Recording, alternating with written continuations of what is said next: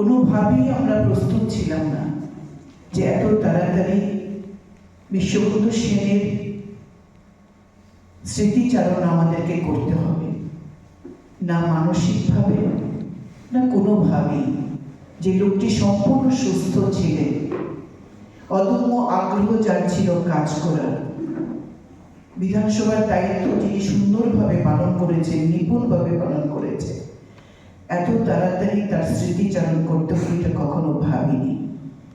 তার জন্য কোনো মানসিক প্রস্তুতি আজকের দিনেও আমার নেই। তবু কালের নিয়মে এই মৃত্যুটা ছিল নির্ধারিত। জন্মিলে মরিতে হইবে, অমর কি কোথা কবে। যেদিন জন্মগ্রহণ করেছিলেন বিশ্ববন্ধু, সেদিনটাই তার মৃত্যু নির্ধারিত ছিল, আমরা জানতাম না। এই বিধানসভার প্রতিটি দেয়াল, প্রতি কর্মচারী, অফিসার সবাই জানেন, সবাই দেখেছেন, অনুভব করেছেন যে বিধানসভার অধ্যক্ষ, বিধানসভার উপাধ্যক্ষ এবং চিফ হুইপ হিসাবে আমার তার সাথে সম্পর্কটা কিরকম ছিল। এই সম্পর্কটা কোনোভাবেই শুধুমাত্র অফিসিয়াল ছিল না। তিনি আমার কাছে বড় ভাইয়ের মতো ছিলেন। আমি মতো কেন বলছি, বড় ভাই ছিলেন। প্রতিটি বিষয়ে তিনি আমাকে যেমন গাইড করতেন, পরামর্শ দিতেন। কারণ আমার যে নির্বাচিত প্রতিনিধি হিসেবে কাজ করা, 2018 সাল থেকে আমার সেই যাত্রা শুরু হয় জনপ্রতিনিধি হিসাবে। এখানে দুজন রয়েছেন, parliamentary affairs minister honourable Ratanlal Nath এবং honourable leader of the opposition Jitendra Chowdhury. তারা দীর্ঘদিন জনপ্রতিনিধি হিসেবে কাজ করছে। আমি আর আমাদের honourable speaker in charge Ramprasad da, আমরা 2018 সাল থেকে রয়েছি বিধানসভায়।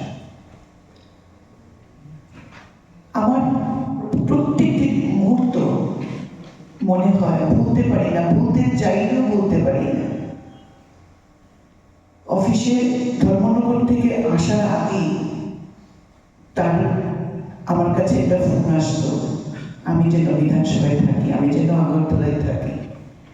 কাজকর্ম সেরে যখন ধর্মনগর যেতেন, যাওয়ার আগে ডেট আমাকে দিয়ে যেতেন, আমি কিন্তু এত তারিখ থেকে এত তারিখ অফিস করবো, আপনি কিন্তু থাকবেন।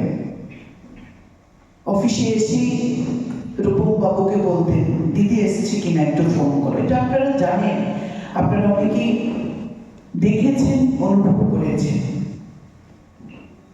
যেদিন তার এই দুর্ঘটনা ঘটে, সেদিনও আমরা একসাথে অফিস থেকে বেরিয়েছিলাম। কে জানতো যে সেদিনই আমরা একসাথে শেষ অফিস করছি। বিশ্ববন্ধু সেন শুধু প্রখর রাজনীতিবিদ ছিলেন না, তার বাইরেও তার একটা অন্তরাত্মা ছিল, যেখানে তিনি ছিলেন একটা সম্পূর্ণ মানবিক মানুষ। তার মধ্যে মানবিক গুণ এতটাই ছিল, যিনি অন্যের দুঃখে দুঃখিত হতেন, অন্যের আনন্দে তিনি আনন্দিত হতেন। এটা খুব কঠিন বিষয়।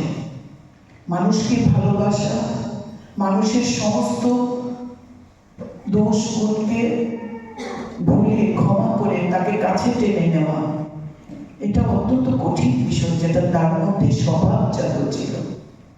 আমরা শুনতাম যে রাজনীতিবিদরা অনেক কঠিন হন, কঠিন পরিস্থিতি তাকে কঠিন করে তোলে। কিন্তু বিশ্ববন্ধু দাস ছিলেন সত্যি সকলের বন্ধু। যখনই তাকে বিধানসভার ব্যাপারে কোনো আলোচনা করেছি, আমাদের আপনাদের স্বার্থ সম্বলিত কোনো বিষয় তিনি কখনোই না করেননি। পার্লামেন্ট সেশন যখন চলে, প্রত্যেকটি সেকশন, বিশেষ করে পার্লামেন্ট সেকশন, রিপোর্টিং সেকশন, আপনাদের অনেক সময় দিতে হয়। প্রশ্নপত্র যারা তৈরি করেন, অনেক সময় আপনারা দেন। আমি তাকে অনুরোধ করেছিলাম যে তাদের জন্য সময়ের পরেও যারা কাজ করেন তাদের জন্য কিছু রিফ্রেশমেন্টের ব্যবস্থা করা, কিংবা পার্লামেন্ট সেশন শেষ হওয়ার পর প্রত্যেকটা সেকশনে একজন দুজন করে তাদেরকে একদিনের ছুটি দেওয়া, এই অ্যাডজাস্টমেন্ট করেন। তিনি